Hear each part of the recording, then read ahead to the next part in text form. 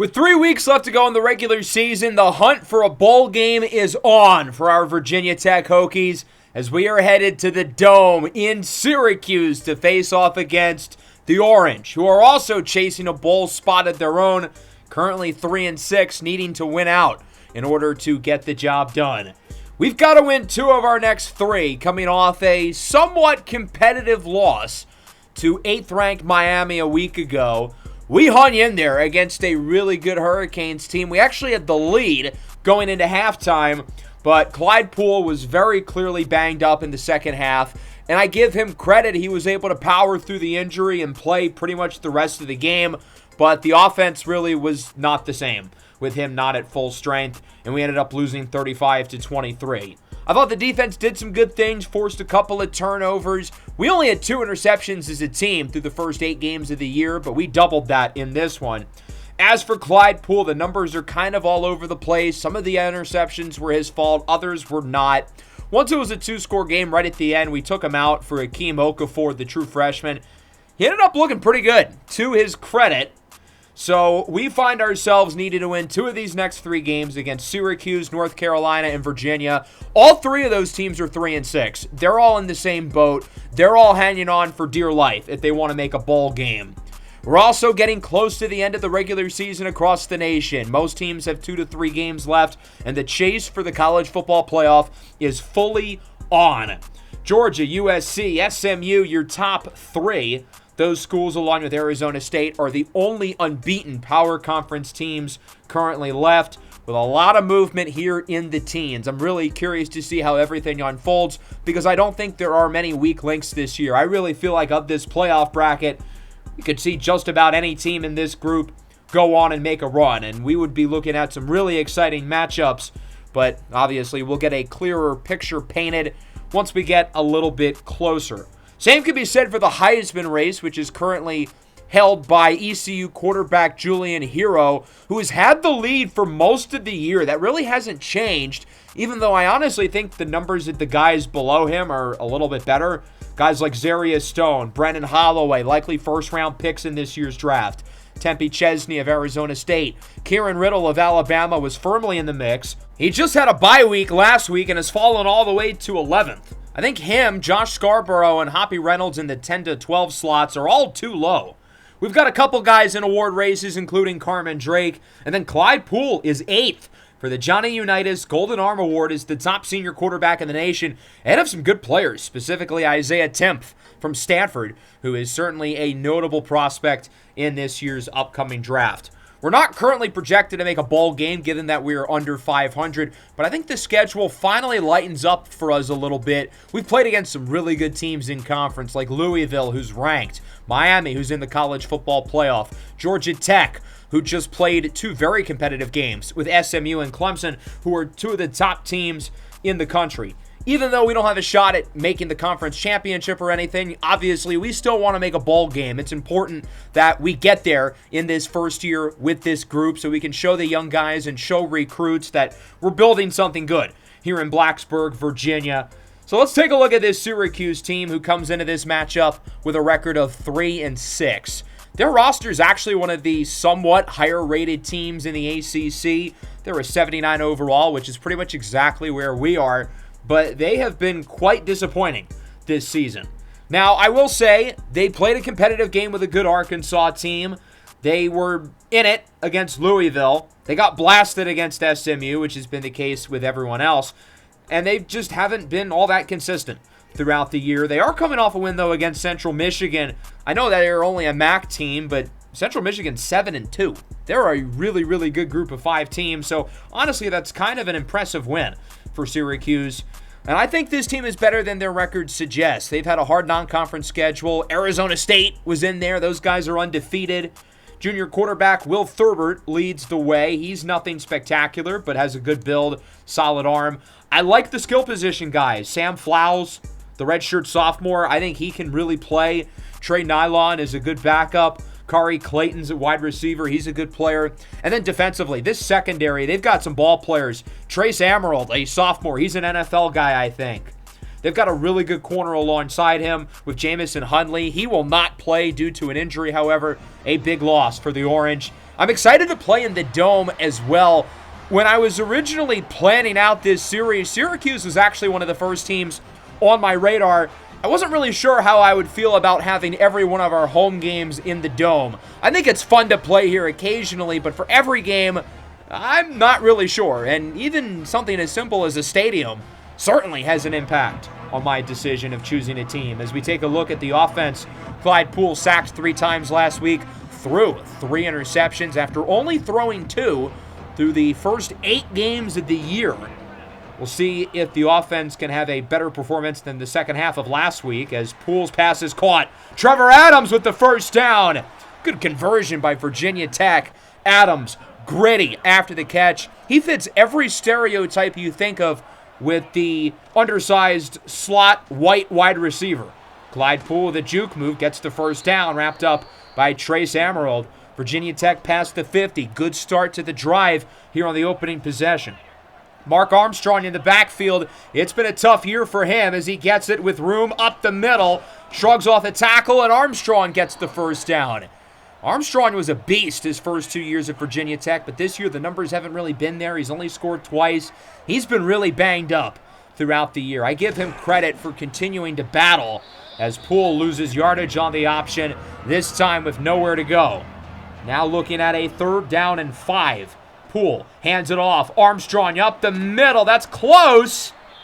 And it's not quite enough. Nazir Ishmael hurt on the play. Back-to-back 100-yard games for Ishmael. We're going to go for it, and Cabrera is stuffed. We go for the RPO. The receiver was covered, and the rushing lane was clogged. There was really nothing we could do there. As Mike Breeze, the middle linebacker, brings him down, we take our first look at the Syracuse offense. Thurbert's pass is picked off. Justice Watkins with the interception and room to the right side. Watkins past the 50, won't get much farther, but Virginia Tech gets it right back. Back-to-back weeks with an interception for the true sophomore, his 3rd of the year, and Virginia Tech will get great field position. Really nice play by Justice Watkins, high-pointing the football. I think he's got the best ball skills of anybody in the secondary. We see it there, making a really nice play on the receiver as the Hokies get it on 2nd down. Nazir Ishmael with a juke move. First down nearing the 30. That wasn't even a great throw. It was a high pass, but Ishmael with his 6'5 frame still able to come down with it. 2nd and 10. Poole rolls out to the left side with room to run. He'll take advantage of all this space and is in the red zone, wrapped up at around the 18-yard line. We'll see if Virginia Tech can score unlike the opening possession. Play action. Poole rolls right on the run. Hickson's got it in the end zone for a touchdown. And Virginia Tech strikes first. The standout senior, Jontre Hickson, scores once again, his 8th receiving touchdown of the year, and it's 7-0. We really have one of the top wide receiver duos in the ACC. Ishmael and Hickson, 2 very different players, but those guys can really complement each other. Sam Plows, the redshirt sophomore, with a spin move. He's out of bounds, but not before gaining the first down. He's been one of the better backs in the ACC and certainly the engine of this offense. Thurbert looking up the middle. He's got his tight end, Curtis Turpin, for the first down. Syracuse looking to respond off of the Virginia Tech score as Thurbert hands it off. It's Sam Plows. Breaks the initial hit from Diglio, but is wrapped up by the true freshman corner, Smoke Lewis. 3rd and 5. Thurbert scrambles to the right, under pressure, tucks it, runs, gets the first down. Really nice play by Thurbert to keep the drive moving for Syracuse. A little over 2 to go in the first. Thurbert up the middle, has an open man. It's Jalen Little. Breaks the initial tackle and is wrapped up past the 30 by Elihu Gold. Syracuse looking good here on drive number 2, coming off the turnover. Thurbert looks to throw it. Has a wide open man down the field. Hashim Aminu could have scored, but his foot went out of bounds. 1st and goal now for Syracuse. They'll punch it in anyway. Wide open rushing lane for Sam Plows. And we are knotted up at 7. This kid Plows, as I said earlier, is one of the better backs in the ACC. I like his skill set quite a bit. He's 5'9", 170. He's really not the biggest. He's not the fastest. He's not the strongest. But the guy gets the job done. His short area quickness is really impressive. He can make you miss in a phone booth despite the lack of speed. was a key contributor at Boise State last year, transfers to Syracuse, where he's had a lot of success now, back-to-back seasons at 2 different schools. Hokies back with it, 2nd and 10. Poole wants it all. It is caught! Nazir Ishmael over top of the corner. Trace Emerald. He's no small guy either. 6'2", 182, freak athlete. 99 speed, 99 acceleration, 99 agility. You cannot teach his combination of size and speed. NFL evaluators are drooling over that. He's a pretty good cover player as well. I like the technique. I think this guy could easily be a 1st or 2nd round pick at some point, and he is draft eligible at the end of the year as a redshirt sophomore. That play, though, was not pretty. As on 3rd down, Brandon Marbury gets a few. An interesting 4th down decision upcoming for Virginia Tech as we wrap things up here in the first quarter, tied at 7. The Hokies failed a 4th down conversion earlier in the game, but you know head coach Cornell Teamer Sr. probably wants to be aggressive, and I have a feeling we're going to see this offense stay on the field on 4th down, even though kicker Ashton Lemon has not missed a kick all year. Esteban Cabrera is in the backfield. Poole looks to throw it, scrambles to the left side. Poole with room will run for the 1st down. The cool thing about having a guy like Clyde Poole is even if no one is open, the play really isn't over. 3rd and 7, Armstrong gets maybe a yard or 2. And after all that, we're going to end the drive with a field goal.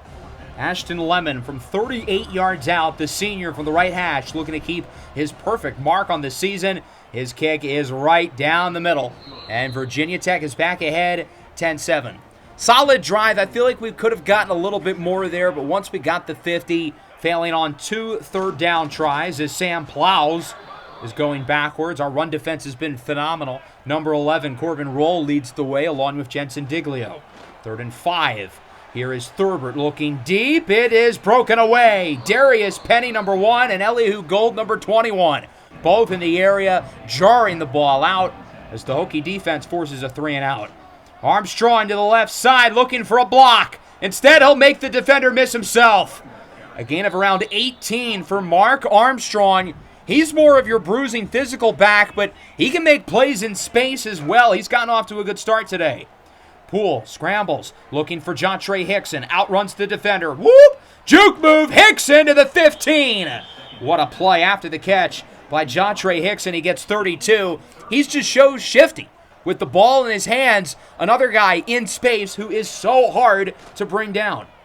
Poole on 3rd and 14. Scrambles around. No one's open. He's going to look to run with it. Takes a big hit as he gets around 5. Clyde Poole already starting to deal with the wear and tear, not just of hits from this game, but hits that have built up throughout the year. Field goal try for Lemon from the left hash is good.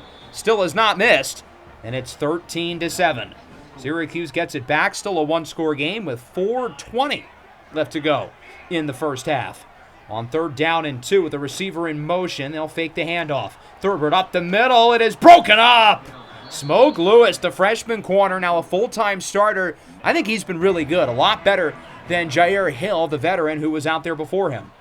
Virginia Tech back with it. Poole scrambles on 1st down. He's got Nazir Ishmael to the 45. Another impressive start for Ishmael.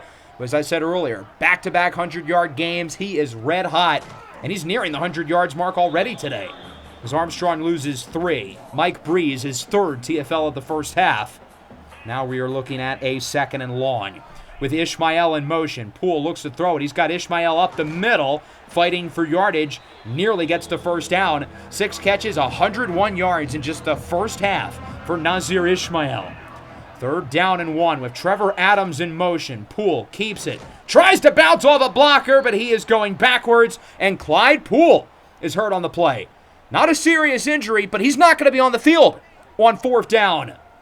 I know it has mostly been bad for Nolan Roll as the backup, but he is the de facto backup. He hands it off for Mark Armstrong up the middle. Spins out of the tackle. Gets the 1st down. 9 carries, 56 yards for Armstrong. It's a bruised knee for Clyde Poole. He's going to thug it out. Stays in the game for Virginia Tech, nearing the 2-minute timeout. Play action for Cabrera. Poole immediately looks to run. Got to be careful, though, with that knee as he slides before he can get tackled. We saw what happened last week and in the Georgia Tech game when he got injured. The offense fell apart. On 2nd and 2, Poole connects. Brandon Marbury bounces off the tackle. He's in for a score. I don't think that play was designed for Marbury. I think it was supposed to be a complicated screen for Ashwell Virgo, who was moving a lot pre-snap. But Brandon Marbury was the guy who ended up opening up. So we'll take the touchdown any way we can get it. And that'll make it 20-7. Big drive up coming for Syracuse. Thurbert on 3rd and 4 is able to throw out of the sack. But the pass for Plows is broken away. The best in the world. Got a hand on it. Jensen Diglio with the pressure. He's had a good first half.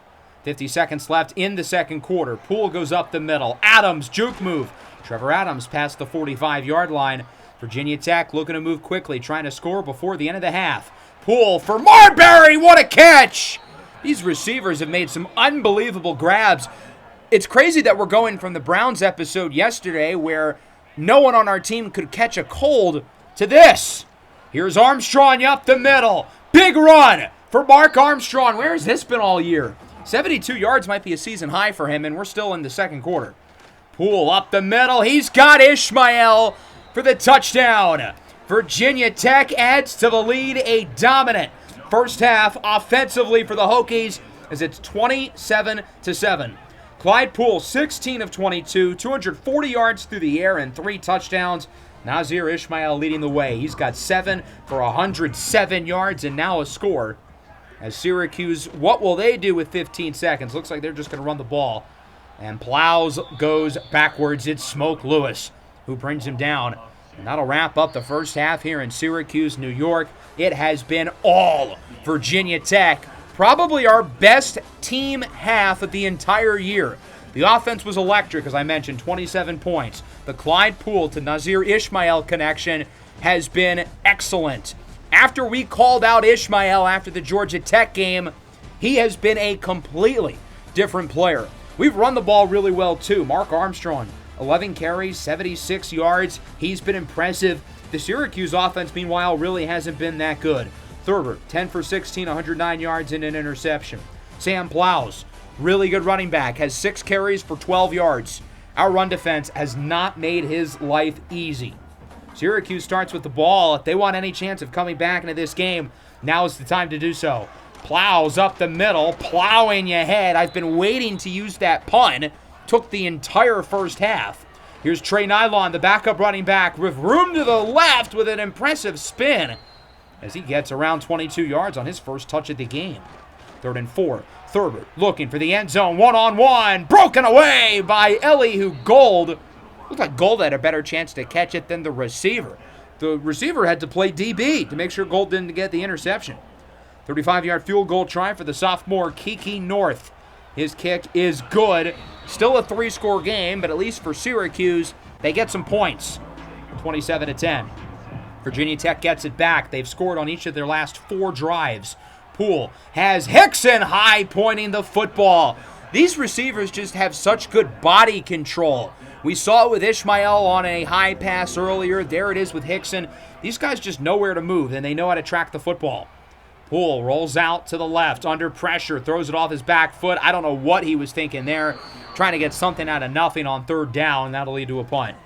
Thurbert on 3rd and 4. Does not look like he's going to have any room to go.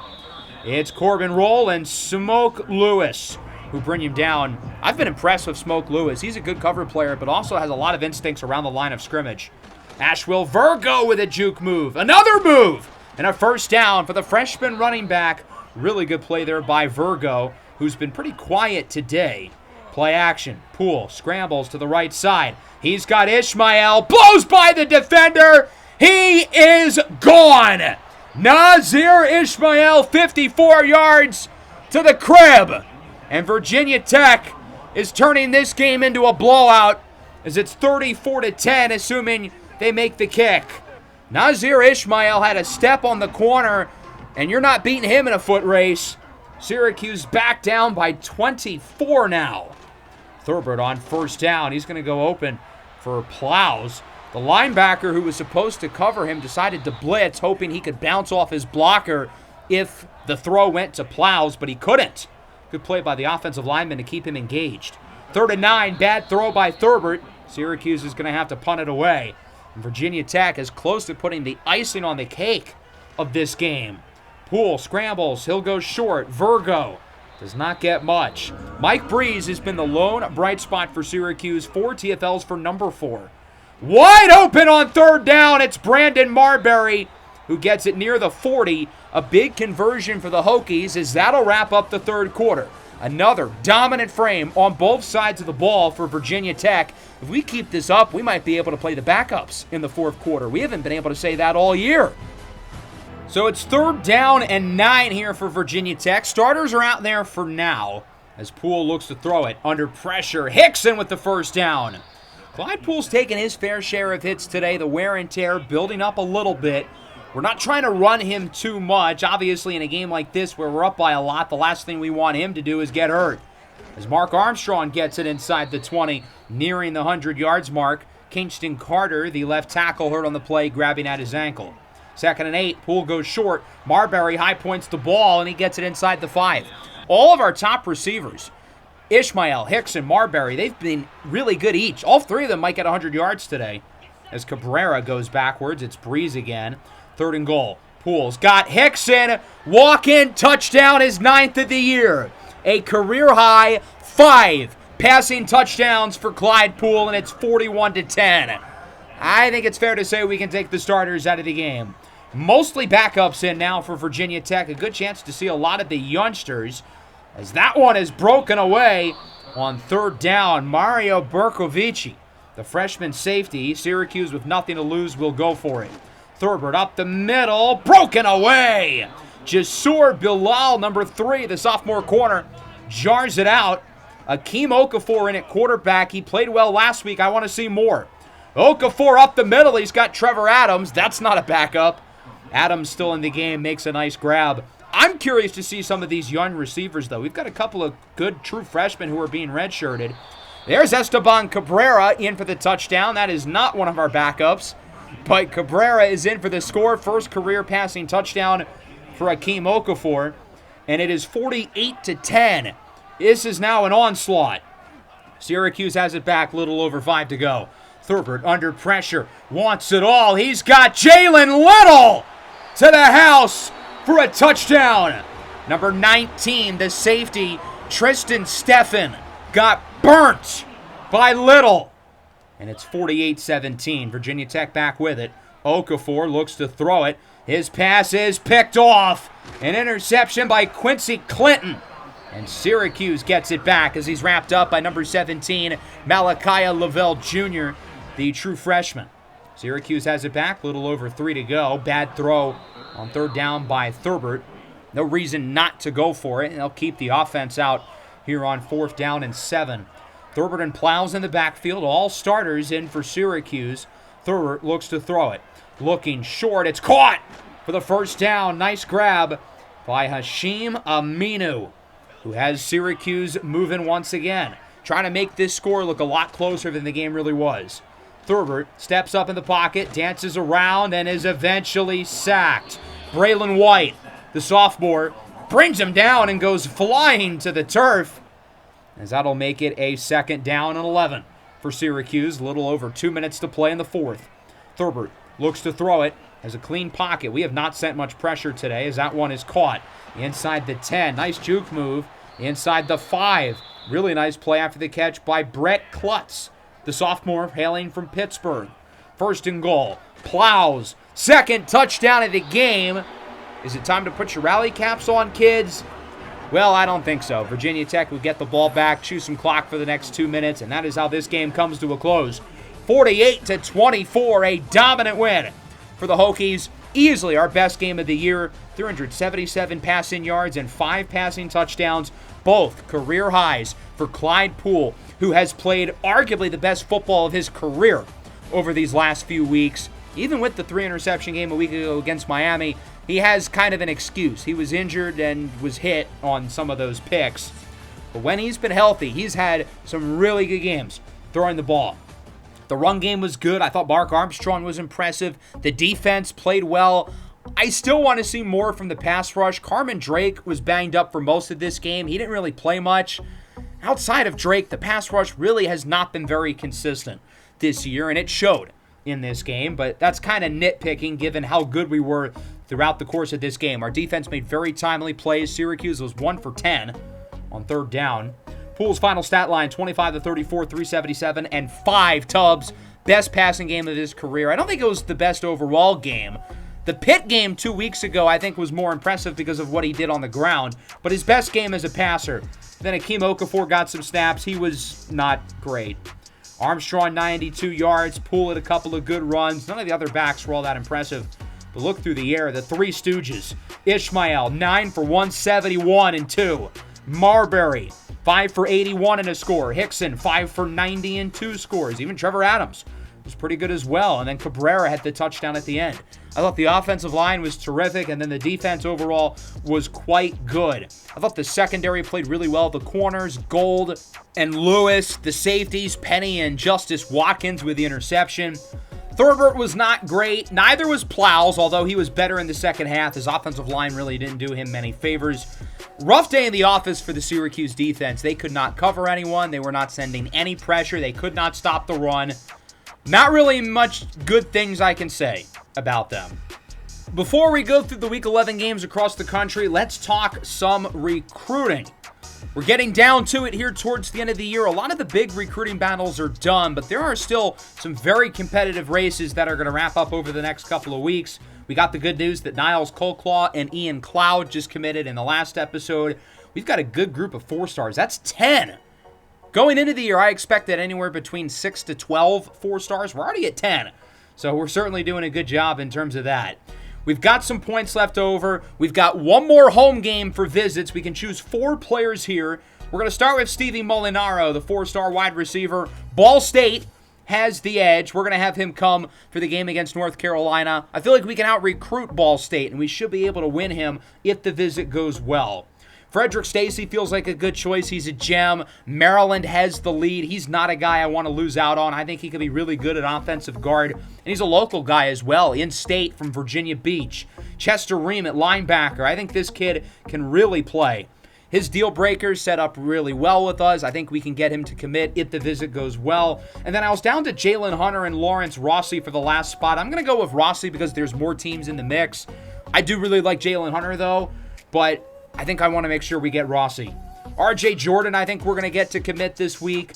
Tyron Dutton, the 5-star, I'm a little worried about. I thought we were going to land him, but there's one problem. For the Pitt visit, I accidentally chose playing style rather than playing time. Playing time is the A+. That's what he cares about. Playing style is an F. So the visit didn't really go well, and now Utah has a chance to pass us. That bad mistake could cost us in terms of landing this 5-star. Otherwise, this is how we're going to use our points for Week 11. I'm expecting to land the linebacker, RJ Jordan. That's been a competitive race for a while. I was hoping to land him earlier.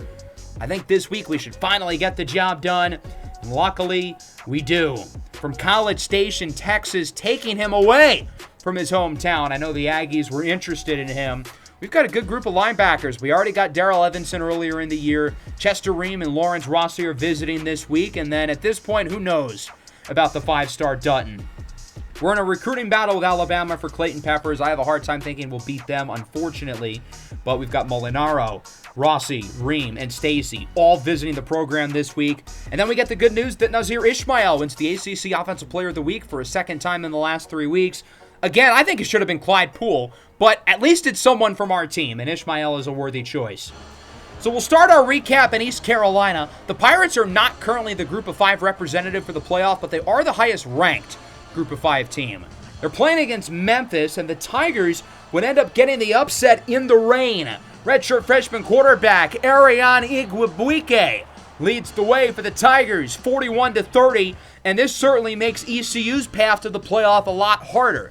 I still think they're the best Group of 5 team, but they've got to make their conference championship. They're in 4th place right now. The Heisman frontrunner, Julian Hero, rough day in the office, completed less than 50% of his throws, was picked off twice. Outplayed by Igwebuike, a guy who I think is going to be a household name within the next couple of years. Miami facing off against Florida State, couple of rivals. The Canes currently ranked at number 8. They looked vulnerable, though, when we played them a week ago. We were up at halftime, and if Clyde Poole didn't get injured, I think the game could have been different. Well, that was kind of shown here. Florida State ends up getting the upset with a solid game from sophomore quarterback Derek Bowen, leading the way for the Noles. 27-17, Miami falls all the way to number 19, and they are now on the outside looking in of the playoff race. 2 scores for Bowen. Denzel Bond has really started to play well down the stretch. I will say, though, for Miami, Graham Glikowski was pretty good, but the rest of the team kind of let him down. There's only a few certainties in life: death, taxes, and Mario Cristobal losing big games in November, like clockwork. Number 6, unbeaten, 9-0, Arizona State heads to Boulder, facing off against prime time Coach Deion Sanders and the Buffs. I think it's time we really start to take this Arizona State team seriously, not just as someone who can win the Big 12 and make the playoff, but as someone who can win the whole thing. These guys are playing that well. 42-6, dominant win for the Sun Devils. I think there's a real shot Tempe Chesney goes in the first round. He's got the NFL build, 6'4". He's got a lively arm. He's accurate, and I think he's the best rushing quarterback in the draft. The kid really checks off a lot of boxes for me. He's a little bit slim, around 180 pounds, but otherwise, I think he's a rock star. Next up, we are headed to Happy Valley. 1-loss Nebraska, who's the first team out of the playoff, against 1-loss Penn State, currently number 7. Massive game for playoff implications. Both of these teams really got to win this game. Nebraska's been one of the fun stories of this college football season, but this Penn State team just has a lot of gritty veterans who know how to win ball games. James Franklin's a guy who loses a lot of big ones, but not this time. 28-21, Penn State with a statement win over Nebraska. Antoine Easy was solid, but the big thing was that Penn State stopped the run. Tamario Harold, their best player, averaged less than 3 yards a pop. Penn State may not have the elite NFL talent and the elite star power of the other top 10 teams, but they're a damn good squad. Number 1, Georgia, hosting the Commodores of Vanderbilt. Vandy, of course, has had a great year. They've only lost 2 games. This is the test to see if they actually could make a run. Well, I think the answer is no. Xavier Eccles plowing through defenders in for a score. Georgia's offense did not have their best game, but their defense pitched a shutout. 20-0 win for the Dogs. They remain undefeated, 10-0, holding on to the number 1 spot. I will say, though, I think Hoppy Reynolds has kind of caught a cold streak. He has not played all that well in recent weeks, but could be worse. He could have been Jimothy Fontaine, who unfortunately had a rough game for Vanderbilt. Notre Dame, ranked number 10, faces off against NC State. The Irish only have 2 games left, and they don't have the conference championship to play, so they only have 2 more chances to prove to the playoff committee why they belong. Well, I think the biggest reason why Notre Dame belongs is probably the man under center, Brendan Holloway. Check out this play. He connects with sophomore receiver Christian Session. Nope. Nope. Nope. Nope. Nope. Nope. Nope. Nope. Nope. Won't go down. What a play. Class is in session, kids, as Christian Session helps lead Notre Dame to a 55-21 win. Micah Humble was not great. Really fun story early in the year, but unfortunately he's kind of cooled down. As for Notre Dame, you know who's not cooling down? Brendan Holloway. He's had a rough couple of weeks for his standards, but today he played really well. Keelan Ringo, the freshman running back, was outstanding. Only 3 guys caught the ball for Notre Dame, but all 3 of them were really, really good. Next up, we're headed to College Station. Ole Miss, heavy favorites, ranked number 4, clearly one of the best teams in the country, against a Texas A&M team who is easily one of the worst in the SEC. This game ended up being a lot closer than it should have been.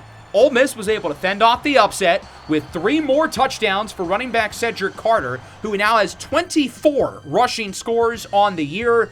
34-25, the Rebels now number 3. Although Zarius Stone, the senior quarterback, had a bad game for his standards, but Cedric Carter just happens to be the man. 27 all-purpose touchdowns for the sophomore.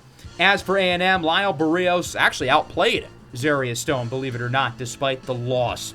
Big game in the ACC. Louisville, number 21. Stanford, number 17. Both of these teams have to win if they want any chance at the playoff. Stanford in particular, because I think it really is a pipe dream for 3-loss Louisville. The senior quarterback, Isaiah Timp, was able to use his experience to his advantage. What a hurdle! But the sophomore wide receiver, Lonnie Block, that kid's playing on Sundays in the future. 24-34. I think the difference between these teams is the experience at quarterback. Judah Hudson's really talented, but he's a redshirt freshman. He hasn't played in many of these big games. Isaiah Timpf also, granted, has not played in a lot of big games because Stanford's been pretty bad, but he has a lot of experience. He's a 4-year starter who clearly looked prepared for this game. Alabama and Arkansas, the Tide, number 11, currently the last team in the playoff.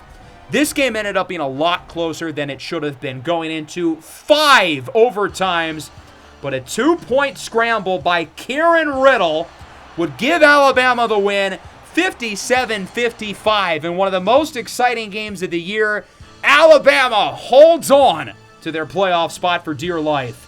I think Kieran Riddle has passed Brendan Holloway as QB1 in this class. I think his production at this point has been a little bit better, and I think his NFL traits and his physicals are a little bit more exciting than that of Holloway. And to think this guy was on Virginia Tech for 3 years.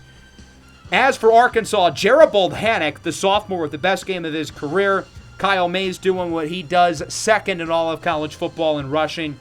Good fight for the Hogs, but they fall short. So with East Carolina losing, the pathway for USF making the playoff is a little bit easier. USF currently holds the Group of 5 spot because they beat ECU earlier in the year. But if they don't have to rematch ECU in the conference championship, I like their chances a lot more, especially with this offense. Josh Scarborough to Marcus Blower in for a touchdown, 59-35. Regular day in the office for the Bulls, who are now the highest ranked Group of 5 team. North Texas is good too. Fatsani Elias, the senior, throws for 4 scores despite the loss. As for USF, their star quarterback Josh Scarborough got hurt. Not a long-term injury. He should be fine, but still a concern. The backup, though, Gerald Coxey, the freshman, was really good. Let's take a look at some other scores across the nation here in week number 11. As Troy, 10-1, they had the leading rusher. They are a threat to make the playoff, if not USF or ECU. Tennessee takes care of business. Texas Tech puts up 56. Arizona with a good win. Clemson's playing some great ball. They're number 14. They are sneaking up behind the playoff, and I think they're better than a lot of the teams currently in there.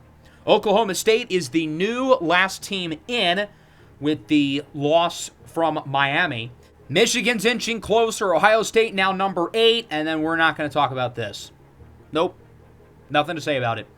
As for the ACC matchups, Boston College over Pitt, North Carolina over Cal. We'll get to see the Tar Heels this upcoming week at home for Senior Day.